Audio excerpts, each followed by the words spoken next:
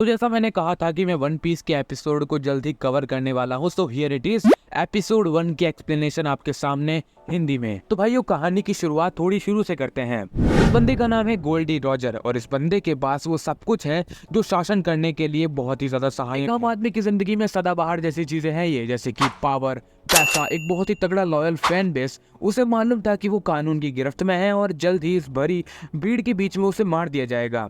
पर उससे पहले ही वो अपने चाहने वालों के सामने एक बहुत बड़ी अनाउंसमेंट करता है कि अगर किसी में गुदा है, किसी में हिम्मत है, तो मेरा खजाना वन पीस ढूंढ के दिखाओ। उसके बाद ये वाला जो टाइटल है the greatest man in the world, वो तुम्हारा हो जाएगा। और शुरुआत होती है एक महान पायरेट एरा की कि कौन बनेगा आखिर लुटेरों का बादशाह। तो फ्लैशबैक होता है एंड और कहानी की शुरुआत होती है प्रेजेंट डे से, जहाँ पर एक कड़कड़ाती धूप के बीच में एक पैसेंजर शिप जो है वो जा रहा होता है और उस शिप के अंदर जो नाव के सैनिक है वो देखते हैं एक बैरल जो कि पानी में तैर रहा है। और हम देखते हैं इस एपिसोड का title I am Luffy, I am gonna be the king of the pirate. तो हम देखते हैं कि जो ये पैसेंजर शिप है वो काफी लग्जरियस है, डांस वगैरह चल रहा है, सारे अमीर लोग यहीं जमा हुए हैं। पर वहां उनमें से एक लेडी होती है जो कि बाहर आइलैंड की ओर देख रही है, जैसे उसे लगता है कि कुछ होने वाला है या उसे पक्का मालूम है कि कुछ होने वाला है। और तभी उस लड़की को एक बंदा आके अप्रोच करता है, hey lady will you dance with me, और वो कहती है हाँ। तो यहाँ पर हम देखते हैं जो ये बाढ़ नौसैनिक है वो निकाल लेते हैं उस बैरल को पानी से बाहर अपनी शिप के अंदर, और उन्हें लग रहा है कि इसके अंदर काफी सारा माल है। माल से उनका मतलब है दारू वगैरह। पर तभी एक नौ सैनिक जो कि शिप के सबसे टॉप पर बैठा है वो देखता है एक चीज जिसे देख के वो हैरान हो जाता है, और ये होता है एक पायरेट शिप, क्योंकि इसका फ्लैग आप देख सकते हो। तो वो सैनिक जो है वो अपने बाकी दोस्तों को बता देता है कि सबको खबर कर दो कि पायरेट शिप जो है वो हमारे करीब है, और वो कैप्टन की ओर दौड़ने लगते हैं। हम देखते हैं कि ये जो पायरेट शिप है वो अपने ओर से कैनन फायर करती है उस शिप के ऊपर, पैसेंजर शिप के ऊपर, और वहां के लोग काफी हड़बड़ाने लगते हैं। और बिट्टू और बबली भी आकर बताते हैं कि कैप्टन, पायरेट जो है उनकी शिप हमारे शिप के बहुत ज्यादा करीब है। कैप्टन जो है वो सभी को दिलासा देता है कि कोई डरने की जरूरत नहीं है, सब कुछ हमारे कंट्रोल में है। सब लोग डर जाते हैं क्योंकि उन्हें मालूम है कि कैप्टन तो झूठ बोल रहा है। अब यहाँ पर सिर्फ एक ही बंदी है जो डरी हुई नहीं है, ये वही लड़की है जो बाहर देख रही थी। हम देखते हैं जो पायरेट शिप है वो फायरिंग पे फायरिंग किए जा रही है, और यहाँ पर उनकी जो पायरेट, उनकी जो मेन कैप्टन होती है वो कहती है कोबी, इस पूरे समुद्र में सबसे हसीन और सबसे खूबसूरत औरत कौन है? तो यहाँ पर ये बच्चा कहता है कि ऑफ कोर्स आप ही है अलविदा सामा, और कौन होगा? ये है अलविदा सामा, और पीछे जितने भी है सारे इसके पट्टे हैं। तो यहाँ पर जो है फायरिंग चल रही है, और पैसेंजर शिप के ऊपर जैसे ही कैनन गिरती है बहुत बड़ा ब्लास्ट होता है, और जो वो बैरल होता है वो धीरे धीरे नीचे जाने लगता है और एक रूम के अंदर चला जाता है। हम देखते हैं वही लड़की जो कि बाहर की ओर देख रही थी वो आती है पैसेंजर शिप से बाहर शायद भागने के लिए, पर तभी बाहर वो पायरेट के शिप को देखकर अंदर भाग जाती है। दोनों ही शिप आ जाता है बराबरी के अंदर, और यहाँ अलविदा के जितने भी पट्टे होते हैं वो सारे पैसेंजर शिप के अंदर जाने लगते हैं, क्योंकि अलविदा ने बोला है सारा कीमती सामान चुरा लेना और दिखा देना आयरन क्लब की पावर। आयरन क्लब मतलब ये एक इनका ही ग्रुप है। तो यहाँ पर ये जो पायरेट्स है वो चले जाते हैं पैसेंजर शिप पे कोबी को छोड़ के, क्योंकि कोबी डरा हुआ है। अलविदा उसे डांटती है पर फिर भी वो कहता है मैं इन सब चीजों में अच्छा नहीं हूँ। अलविदा कहती है कि अच्छा, तो अब तुम सामने जवाब देने लगे हो मुझे, और ऐसे ही वो उसे एक बहुत जोर की लात मारती है और कोबी जो है वो सीधा पैसेंजर शिप के ऊपर जा गिरता है। अब यहाँ पर जो अलविदा है वो भी पीछे पीछे आ जाती है जंप लगाते हुए। कोबी हालांकि बच जाता है, शायद उसे मारने के लिए आई थी वो। अब यहाँ हम देखते हैं कि जितने भी पैसेंजर्स है उन्हें एक तरह से हॉस्टेज बना लिया है, और ये कहते हैं कि जितनी भी कीमती चीजें तुम्हारे पास है सब हमें दे दो। वैसे तो हम तुम्हारी जान नहीं लेंगे, पर अगर तुमने अपनी औकात दिखा दी तो हमें टाइम नहीं लगेगा। और यहाँ हम देखते हैं उसी लड़की को जो कि कहीं छुपी हुई है पिलर के पीछे, और वो अपने असली रूप के अंदर आती है। एक तरह से देखा जाए तो ये अभी बहरूपिया है एक तरह की। तो यहाँ पर कोबी पैसेंजर शिप के नीचे रूम के अंदर जाता है जहाँ वो काफी डरा हुआ होता है, पर उसे एक बहुत ही बड़ा बैरल दिखता है और उसके दिमाग में एक हीरोगिरी आती है। अब यहाँ हम उस लड़की को देखते हैं जो कि पैसेंजर शिप से पायरेट शिप के अंदर जा रही है, और इसका रीजन ये भी हो सकता है कि उसे मालूम है कि पैसेंजर शिप से खजाना यही आने वाला है। अब यहाँ एक बार को वो एक आदमी के द्वारा पकड़ी भी जाती है, पर उस लड़की को थोड़ा बहुत लड़ना आता है जिसकी वजह से वो एक बार को बच जाती है। अब कोबी जिस रूम के अंदर होता है वहां पर 3 लुटेरे, 3 पायरेट और आ जाते हैं, और वो कहते हैं कोबी तुम यहाँ छुप कर क्या कर रहे हो? तो कोबी कहता है कि मैं तो बस तुम्हारे लिए अल्कोहल ऊपर लेकर आ रहा था। तो यहाँ वो तीनों कहते हैं चलो हम तुम्हारे लिए इसे थोड़ा हल्का कर देते हैं। कोबी बहुत मना करता है क्योंकि अगर अलविदा को पता चला तो वो छोड़ेगी नहीं किसी को भी। पर यहाँ ये कहता है कि तुम बताना ही मत अलविदा को, क्योंकि हम भी नहीं बताएंगे। तो यहाँ ये पहलवान जो है वो अंदर से बोतलें निकालने वाला है, और तभी अंदर से कुछ और ही बाहर निकलता है, और ये होता है एक लड़का जो कि कहता है काफी अच्छी नींद आई। और ये दोनों कहते हैं कि तुम आखिर हो कौन। तो यहाँ पर वो लड़का कहता है कि मेरी छोड़ो, अगर ये पहलवान ऐसे ही सोता रहा तो इसको जुकाम हो जाएगा। खैर मुझे बड़ी जोर की भूख लगी है, तुम्हारे पास खाने के लिए कुछ है? अब यहाँ पर ये लोग कहते हैं कि तुम्हें पता भी है हम कौन है, हम पायरेट्स है और तुम हमसे बात भी नहीं कर रहे। और उतने में वो उसके ऊपर अटैक करने लगते हैं और उतने में ही उन दोनों की जो स्वॉर्ड्स होती है वो ऊपर दीवार में जाके चिपक जाती है। दोनों की कंप्लीटली फट चुकी है क्योंकि दोनों ने ही ऐसा नहीं सोचा था कि ये होने वाला है। वो लड़का कहता है कि यार तुम लोग क्या चाहते हो, मतलब बता देता हूँ, देखो मेरा नाम मंकी डी लूफी है और मैं बनने वाला हूँ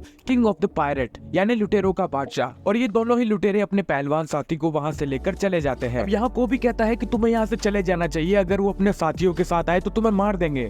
पर लूफी को भी भूख लगी है तो वो खाए बिना कहीं नहीं जाने वाला। कोबी उसे काफी रोकता है और कहता भी है कि तुम इतने लापरवाह कैसे हो सकते हो। तो यहाँ कोबी लूफी को एक सेफ जगह पर लेकर आ जाता है जहाँ वो उन्हें नहीं ढूंढ पाए और लूफी आराम से वहाँ कुछ फ्रूट्स रखे होते हैं जो वो खाने लगता है। और इसी बीच कोबी अपना इंट्रोडक्शन देता है और वो कहता है अच्छा तुम्हारा नाम लूफी है पर जो तुमने अभी किया वो बहुत ही कमाल का था। लूफी पूछता है कि क्या ये एक पायरेट शिप है? तो कोबी कहता है कि नहीं, ये एक पैसेंजर शिप है जिसके ऊपर रेड मार ली है अलविदा के लॉन्डो ने। तो लूफी यहाँ पर कहता है कि दरअसल मुझे एक बोट चाहिए थी, मेरे पास जो बोट थी वो एक बहुत बड़े चक्रवात के अंदर कहीं फंस गई और मैं बहुत मुश्किल से सर्वाइव कर पाया। तो लूफी यहाँ पर पूछता है कि क्या तुम भी उस पायरेट ग्रुप का हिस्सा हो? तो कोबी कहता है कि हाँ और शायद नहीं भी, क्योंकि ये उस दिन हुआ था जब मैं टाउन के बाहर की साइड गया था फिशिंग करने के लिए और अचानक से मेरी बोट पे एक पायरेट ग्रुप आ गए और वो धीरे धीरे मुझे अपनी शिप पर लेकर आ गए।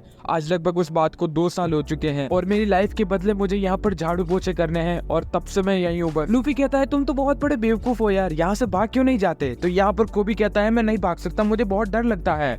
अब लूफी यहाँ कहता है कि तुम तो बेवकूफ के साथ फट्टू भी हो। ये बात कोबी को बहुत ज्यादा चुभती है पर आखिर में यही सच है।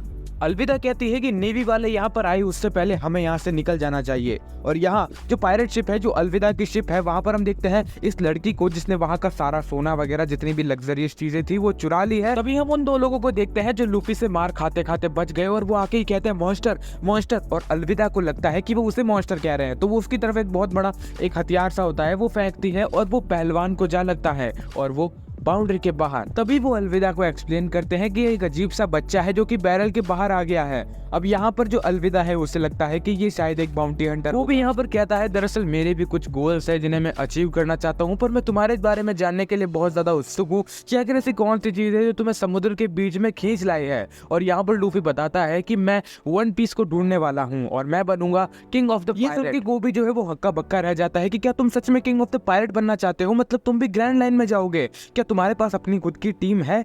तो लूफी कहता है कि हाँ नहीं, वैसे मैं ढूंढ ही रहा हूँ उसे। और यहाँ पर कोबी कुछ रिस्पॉन्स नहीं दे रहा, उसका सिस्टम हैंग हो चुका है। यहाँ पर कोबी कहता है कि तुम्हें पता तो है ना कि तुम्हें किंग ऑफ द पायरेट बनने के लिए सभी चीजों को अपना करना होगा, यानी कि वन पीस को ढूंढना होगा। कोबी कहता है कि मुझे पता है कि तुम नहीं कर पाओगे क्योंकि दुनिया में जितने भी पायरेट है वो सभी उस खजाने के पीछे लगे हुए हैं, ऐसा हो ही नहीं सकता कि तुम ये कर पाओगे। और इतने में लूफी उसे एक मुक्का मारता है, हल्का सा ही पर उसे जोर से लगता है।